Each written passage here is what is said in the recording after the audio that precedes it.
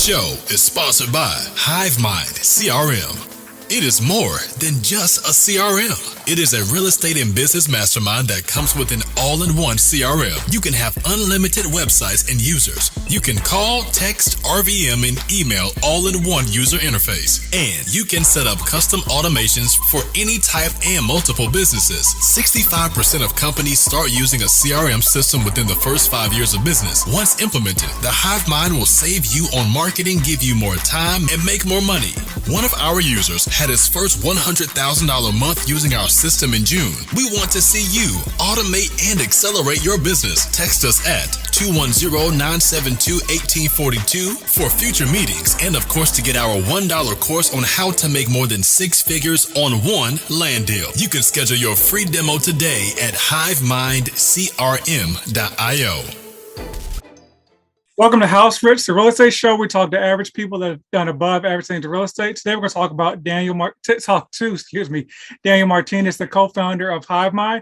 I'm going to talk about his entrepreneurial journey from he used to drive trucks, used to do a whole bunch of things, to being the co-founder of a tech platform, CRM HiveMind. So appreciate you being on with us, Daniel. Anything else you want to do to introduce yourself to the good folks here?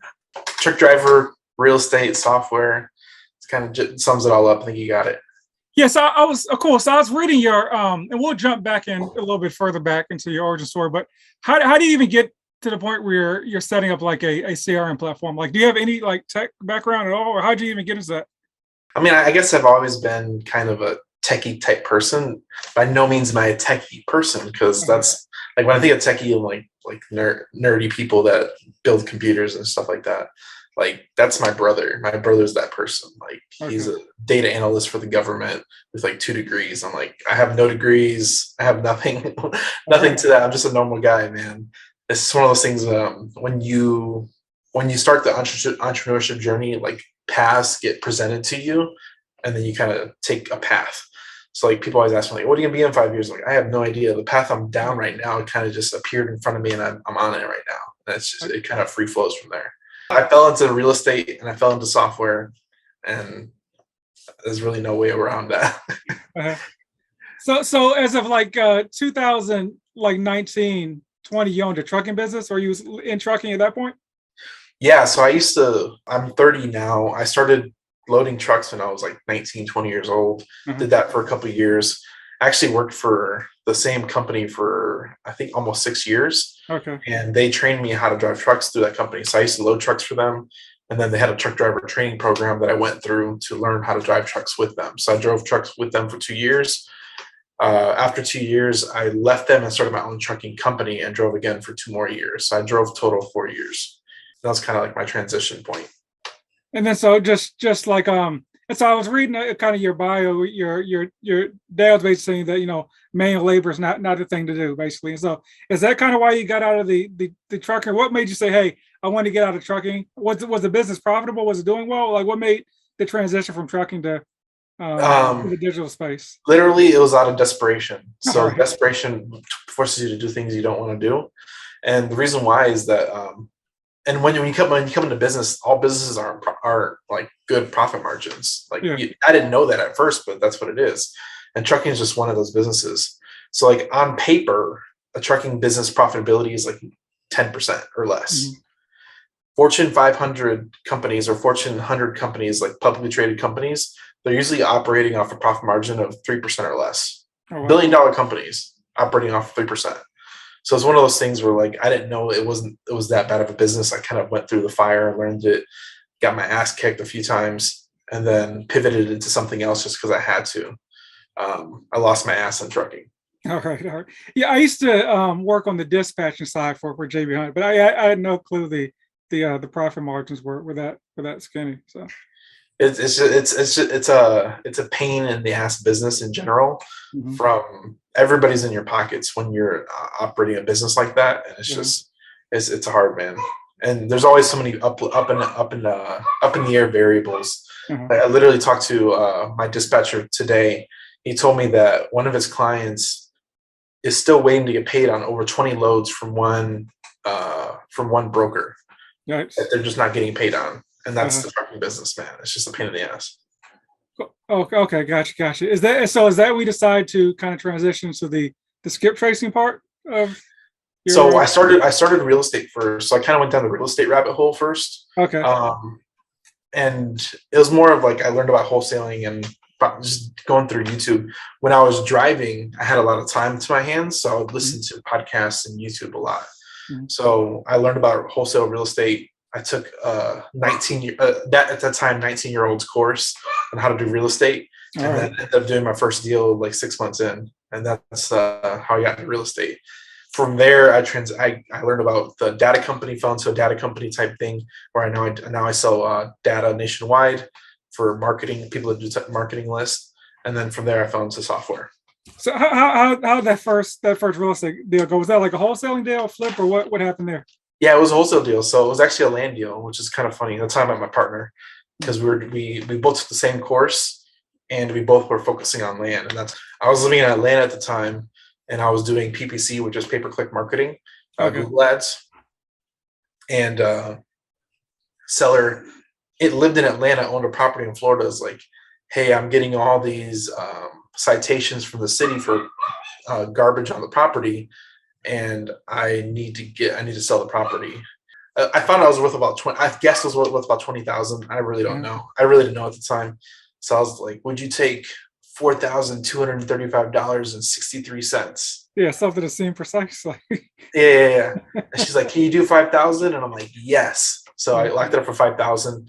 Ended up selling it on Facebook Marketplace for 12 in 2 days. okay. So And that's how'd you even find their property to begin with? Like how they come across your it was PPC, pay per click. okay, the paper. Okay, gotcha. Yeah, so it was pay per click marketing. That's how the lead came in. I was so scared to talk to the seller, I just emailed them. So I contracted it all through email. So it came in through Google Ads, and then I just emailed them. All the 15 emails in, had a contract, sold it all through email, never talked to the owner. Okay, awesome. That's the ultimate sales, not even having to talk to the customer. Um, and so was that part of like the skip tracing, or is that how you kind of got into that as a whole? That's how I got into real estate. I mean, I didn't Okay, know nothing about real estate before that. okay. And I knew people were doing it. I knew it was a profitable thing, but you don't know what you don't know. So Could you actually explain what the skip tracing is and kind of how you do it, or and basically what is it exactly? So skip tracing is your in short form is your information is everywhere. Everybody's information is everywhere online. So essentially, if you have anybody's first name, last name, and a mailing address, you can find out their phone number, email address, and that's the process of skip tracing. So Okay. what we do as investors is we'll pull giant lists of homeowners or property owners, landowners in certain areas. We'll skip trace it, which is in the process of getting their phone number and email, and then we'll market to them directly to get a below market deal to Okay. make money on. Okay. And so like because I've always heard that term. I never really dove into it. So like when people are doing wholesaling and they're finding like abandoned lots, is that what they're doing to find the owner, or are they finding the lots with the skip tracing? Does it work both ways? So everything is public information. So if you go to whatever county you live in, let's say it's I used to live in Georgia, so Henry County, Georgia. You can go to Henry County, Georgia, tax assessor. There's literally a public forum to actually search properties in that whole county, and it's for every county nationwide that you can find out who owns that property. It's all public information. So you can find, hey, John Smith owns 123 Main Street. His mailing address is 567 Johnson Street. So I put 123 I put 567 Johnson Street with John Smith, put it through the skip tracing process, and it usually spits out a number in an email. Okay. And so okay, so I'm going to kind of jump back to that in a second, but now I want to kind of fast forward to HiveMind. And so what makes you think, hey, I should start a CRM? Like You fall into it, man. I had the opportunity was presented to myself, and the one thing that we were in real estate, and there's other products and services out there, but they're really difficult to use. uh-huh. Really, really difficult to use. And when here's a statistic, like 86% of businesses don't use a CRM, and it takes them 5 years. Like 50% of businesses start using a CRM after 5 years. Mm-hmm. So they're doing spreadsheets, they're doing paper, they're doing scratch paper. Like that's no way to build a business. You can't. Yeah. control, nurture, and market to these potential clients, no matter what business you're in. So when we were in real estate, we had to do the same thing for potential sellers, and we were struggling to coordinate and bring in those leads in general to convert, because it can get pretty chaotic when you're texting, emailing, cold calling thousands of people. Like, it gets crazy. You don't remember conversations, you don't remember nothing. Follow-up's a nightmare, and it just gets crazy after that. So the HiveMind CRM opportunity came about. We took advantage of it, and now, like, the CRM has changed my businesses in general, because now I'm more optimized. I'm able to control and automate my business, my marketing. All that stuff is controlled under one system, and now I can do more and have more flexibility to do more. So it really controls your output, and that's what all a CRM does. Okay, and yeah, it obviously kind of essentially pays for itself. But could you talk about what are some of the aspects of the CRM? Like what is all under that HiveMind roof? Sure. So the average business, and this is from Torrance. Torrance told me this one. The average business uses like 30 different systems. Average business, average small business uses 30 different systems. But what's a system? It could be your email platform. It could be your website platform. It could be your texting platform. It could be your course platform. It could be all these different things that just aren't connected at all. So you have to coordinate and manage all those things. They don't talk to each other, so it's hard to do that. So HiveMind is one of those things that kind of brings a lot of those services together. That way you can combine and control a lot of those automations. Is all done internally. If you're not doing stuff internally, it goes out to Zapier, and you can kind of really create any limitless opportunities. So HiveMind comes with texting, emailing, calling, a dialer, websites, website hosting, emails, email builders, and like backend automations to work with cohesively with all that stuff. And like, that's just tip of the iceberg. But it's one of those things where, like, if you're thinking about, like, hey, I wish when a lead came in, I wish I had the lead came in, text that person, email that person, add a task to my team member to do ABC, and then send a checkout page, create checkout pages, collect money, send invoices. That's what HiveMind does. It does all that stuff all in one thing. We have an app, and you can just coordinate and control all that stuff through automation and through your app and phone and desktop. Okay, cool. And you also have like a Facebook community. Can you talk about like some, because I see you post stuff.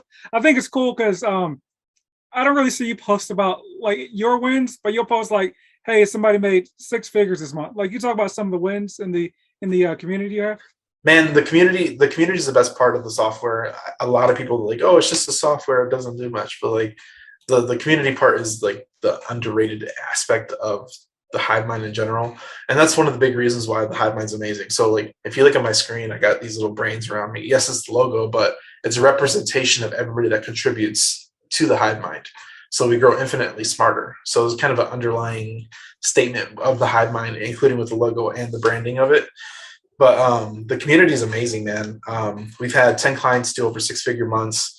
I get like testimonial pictures like every day. It feels like I definitely get 2 to 3 a week, and it's like they're not like repeat screenshots or nothing. This is all new stuff that just came in yesterday or today, and it's pretty amazing. So we had a client close 200K in a month. We've had 10 go over 6 figures in a month. We probably have like 2 or 3 contenders that are close to $1 million. I haven't confirmed that, but I know they're pretty close, considering they've done multiple 6 figures, multiple months. And like I said, we're only a year and a half into it. So to make millionaires in under a year, and these clients didn't start with us when we started. They're usually 6 months to 9 months out since we started. So people are getting that much traction that fast. It's really become like, if we have 10 people that can make 6 figures in a month, we can potentially have thousands. Yeah. And so what are they doing? And it may not be the same for everyone, but they're finding like deals with the skip rates. Like, what are they actually like doing to earn these? So it's all property. Real estate is such an amazing niche to be in, because you can find huge wins and opportunities with real estate. So like the client I interviewed yesterday, he got 2 houses in HiveMind, using HiveMind. He ended up buying both of them. He sold one, just bought it and sold it, didn't do nothing to it, sold it retail. And the other one, he like trashed it out and sold it. So 2 deals, made $200,000 in a month. And that's just being the ability to market, find a good deal, purchase it, and then sell it to the open market. So real estate, there's huge opportunity to make $10,000 to $100,000 on one deal. I had a client last month make $100K on one deal. Oh wow! On one deal. So like that $100K is life-changing money. I mean, the average American makes $50,000 or less. Yeah. Imagine if you get 2 years salary with one transaction. Yeah. That's a huge opportunity. And so like I said, your experience may vary if you're listening, but like, do these people have like, are they experienced? Are they new? Or are they just kind of coming into the community? Like what is like the average background of somebody putting up those? It's a little mix of both, man. I'll tell you, as a new client. So I had a client, he's been with us maybe about 6 months, no experience in real estate, came in, he's a roofer, part-time roofer, still a part-time roofer. He's been doing real estate part-time using our leads that we provide him, which are PPC leads. So now we're in the business of, we have the system to get leads. Now we're providing leads for people. So for him, they're a little bit more expensive, but they're delivered instantly. So this kid, he's 22, part-time real estate, full-time roofing sales. He's done 10 deals in 6 months, and he's generated over 60,000 in revenue, part-time real estate. Not bad. And so I've seen you talk about kind of creative financing, kind of buying stuff with like no money down. Or can you explain that a little bit? You know, I think you like buy land and then sell it for more than you bought it with. So it's kind of like no money down. Can you talk about some like the creative financing? Sure. So the reason why we like land is because there's no attachment to it.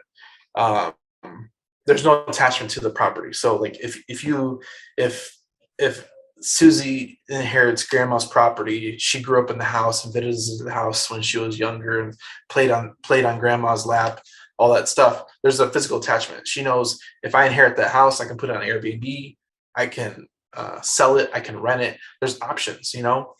So the reason why we like land is because we can get creative opportunities a lot easier. So what we like doing with creative finance with land is what determines the value of a property? It's the recent sales in the neighborhood, right? Yeah. Houses, everybody knows what it's worth because there's so many houses around that sold and recently because they change hands so often that house is worth $250,000, give or take $5,000-$10,000, and it's pretty dead on. Like there's pretty verifiable comps in really popular markets that's what it's worth. With land, you get the opposite because it doesn't sell. So you can honestly create a number. Since money's fake, we create opportunity. So with land, they have no attachment to it. So let's say with houses, you generally have to get like 50, 60 cents on the dollar and minus repairs, and that's going to be a deal for houses. Okay. With land, we're trying to get it 50% or less right off the bat, maybe 10 to 20% depending on the property.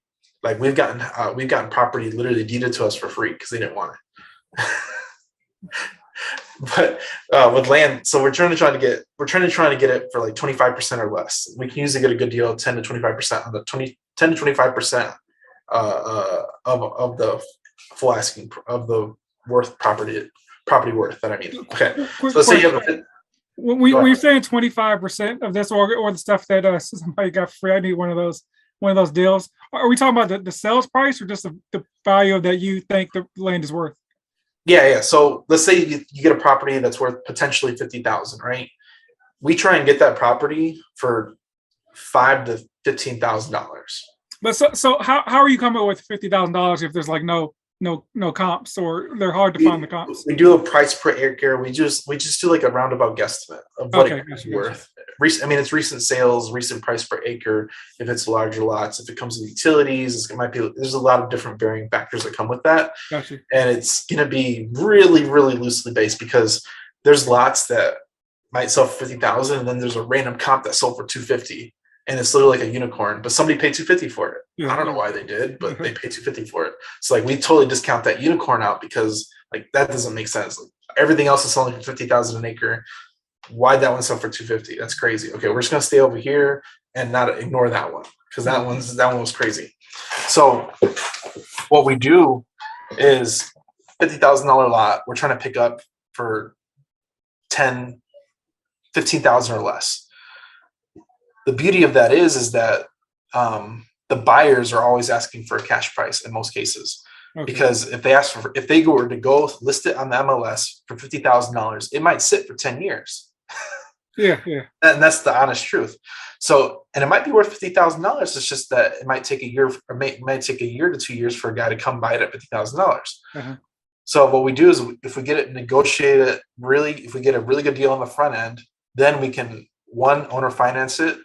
So let's say we get it for $15,000, we can go put it on marketplace for $50,000, $60,000 or $15,000 down.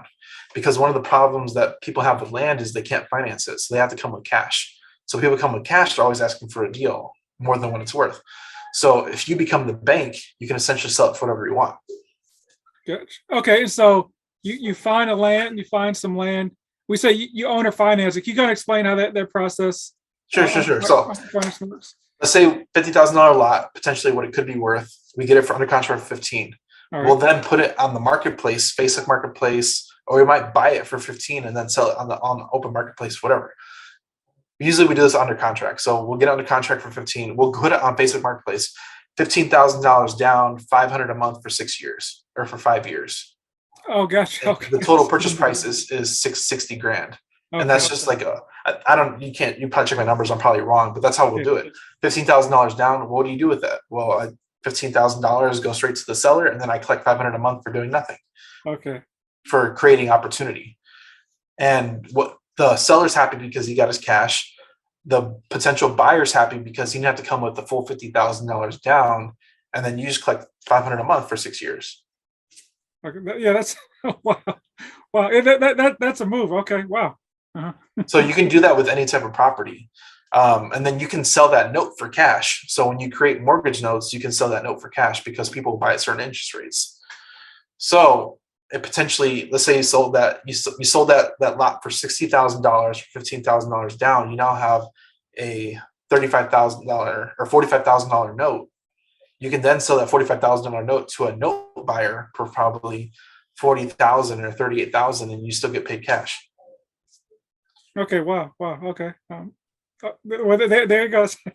Wow, that's how you essentially get land for free. That's a good move. And so basically, you get under contract, you put it on the marketplace, you get the money, and then you pay the contract with the money. And that I know you can't give like an official timeline, but typically is that done pretty quickly? Like, are you holding the property though, or so kind of varies? Land moves a lot slower. So whenever we lock up properties, like houses, you have to move them like in 30 days or less. Land, we're locking these up for 90 days. Okay. Minimum. 90 days minimum.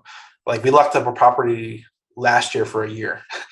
Okay, gotcha. Like we'll lock up these properties for a year. So technically, like what we do a lot now is like we'll just message sellers like, hey, how much you want for your land? Well, I want $60,000 for it. Like, all right, we'll give you $60,000. We just need 6 months. Okay. And we'll just, once we have it under contract, it's taken like an option, and then we just put it out there and see what happens. If nobody bites on it, and we're like, hey, Mr. Seller, 60,000 is too much. Could you take 45? Mm-hmm. Or we'll negotiate at that point. But like, it's one of those things where like, if you can create a win-win opportunity, they're going to take it. So we've done this a few times where we'll be like, let's say they want $50,000 for the lot. Hey, Mr. Seller, if we give you $1,000 and let's say he wants $30,000. Well, normally we want a cash price of 15. Hey, Mr. Seller, we'll give you $30,000 if we give you $1,000 and give you maybe $100 a month, and we'll give you a balloon of 1 year or 2 years. What that does is you essentially got control over property for $1,000, give them $100 a month or whatever that amount of money is. Then you take control of the property. You essentially have the deed. You can sell it for whatever you want. Okay. Got you. Maybe a month or so ago, I saw you did like the MTV Cribs with like this mansion you have like in San Antonio. Is that like you're like down south headquarters, or what happened with that property? So we got that. We have a list that is a bulk data list. It's if you've given your name and email to CVS Pharmacy, they've sold your information, and we probably bought it. Okay. So we had this Texas list that we just hit up. Seller wanted $750 for this property in Texas, and it needed a lot of repairs. It was like a 5,000 square foot house. It's a 5-bed, 9-bath house, 5,000 square feet. It was listed with a realtor, and we bought it subject to, which means is that it was subject to the existing mortgage. We bought it with like 10 grand out of pocket. Okay. So we gave the seller 10 grand. They transfer over the deed to us, and then we're paying off the mortgage on their behalf. And we just pay the mortgage, and we're giving them payments on the side for whatever that split was between the mortgage and the purchase price. But we essentially got control of that property for 10 grand. And it's okay, dope. And are you working out of that? I know you mentioned you may turn it into an Airbnb or kind of work. It's our office. It's actually our office. We have it on Airbnb, and we have it on VRBO, and we have it on there's like a short-term rental place that you can do like hourly rentals for like parties and stuff, because we've had parties there. So let's put it on the party site too. So we're trying to make revenue out of it. We're probably like going to Space or someplace else you guys? Yeah. What's that called? Space? Peerspace. Peerspace. Yeah. We put it on Peerspace. It's on Airbnb, and we have it on a bunch of different places. But it's a really cool property. It's on a double lot. It's literally out of place in the whole neighborhood. Like the neighborhood's kind of ghetto, in my opinion. But it's like a freaking mansion in the middle of the ghetto. But we're monetizing it. Okay. It's funny, like where I live, like Deion Sanders has a house like, or he had a house like that, where it's like this. It's kind of like an average neighborhood, but like there's this. It doesn't fit in. Yeah, there's this huge mansion, and I remember hearing about it like a couple years ago, and then my wife and I were driving, and I was like, "What is that mansion that no one seems to be living in?" Because he just moved out, and I was like, "Oh, that must be Dion's house." Like it just stood out. I know you're talking. It just stood out so much. It was like, I guess, cool for him, but it makes no sense. Like in that area where it's located at.